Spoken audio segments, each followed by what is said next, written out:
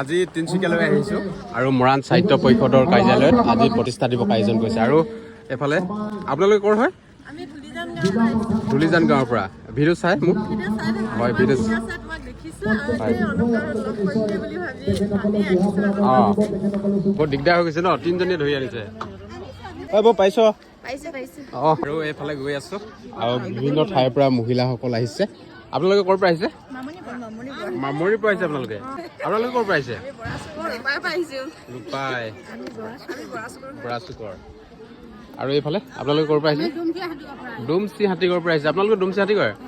অঁ আৰু এইফালে তাঁতৰ শাল বিতৰণ কৰি আছে। কিন্তু এইফালে আৰু আপোনালোকে ক'ৰ পৰা আহিছিলে? টেঙাপানী মজবাৰীৰ পৰা। এইদৰে আচলতে মহিলাৰ গোটসকল আহিছে।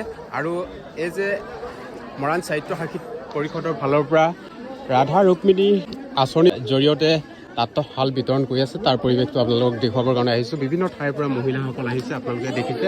আপোনালোকে পাইছে? হয় ক'ৰ পৰা আহিছিলে আপোনালোকে? কাকপথাৰ 1 নং তেজীৰ পৰা। অঁ আৰু এইফালে আপোনালোকে দেখিছে এইসকল মহিলাই পাইছে। আৰু এয়া আছে মোৰ লগত মৰাণ সাহিত্য পৰিষদৰ এগৰাকী হস্ততাঁত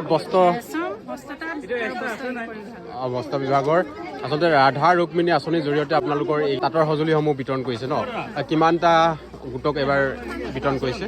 হয়, মৰাণ সাহিত্য পৰিষদৰ আজি যিহেতু বৰ্ষপূৰ্তি, এই বৰ্ষপূৰ্তি অনুষ্ঠানৰ লগত সংগতি ৰাখি আমি ৰেচম হস্ততাঁত আৰু বস্ত্ৰ বিভাগৰ জৰিয়তে ৰাধা ৰুক্মিণী আঁচনিৰ জৰিয়তে আমি 25টা শিপিনী গোটক আমি তাঁতশাল প্ৰদান কৰাৰ কথা সিদ্ধান্ত গ্ৰহণ কৰিছোঁ।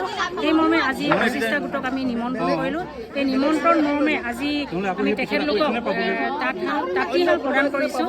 আমি নিশ্চিতভাৱে আশাবাদী এই গোটসমূহে অনাগত দিনত অৰ্থনৈতিকভাৱে স্বাৱলম্বী হৈ আধুনিকতাৰ যি বস্ত্ৰ উৎপাদনৰ জৰিয়তে নিশ্চিতভাৱে স্বাৱলম্বী হ'ব। আৰু অনাগত দিনলৈকে আমাৰ এই আঁচনিখন চলি থাকিব। অনাগত দিনত আমি এই গোটবিলাকৰ কামৰ জৰিয়তে তেওঁলোকে আমাক তেওঁলোকে কি কাম কৰিছে এই কামসমূহ আমি নিশ্চিতভাৱে গ্ৰহণ কৰিম। আৰু তেওঁলোকক আমি অনাগত দিনত আৰু এককালীন সাহায্য প্ৰদান কৰিবৰ কাৰণে সিদ্ধান্ত গ্ৰহণ কৰিম। কেনেকুৱা তাঁতশাল বিতৰণ কৰিছে আপোনালোকে? এইখন যিখন তাঁতীশাল বুলি কয়, তাঁতীশাল আমাৰ গ্ৰামাঞ্চলৰ মহিলাসকলে বিশেষকৈ মাটিশালত তাঁত বয়। হয় এইটো দেখাই দিয়ক অকণমান।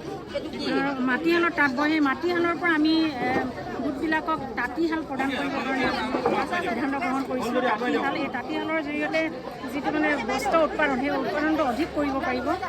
এই তাঁতীশালৰ জৰিয়তে আমি সকলোখিনি সঁজুলি প্ৰদান কৰিছোঁ। জেকাৰ্ড থাকিব, যিটো ফুলৰ মেচিন, গতিকে জেকাৰ্ডৰ পৰা আদি কৰি যঁতৰ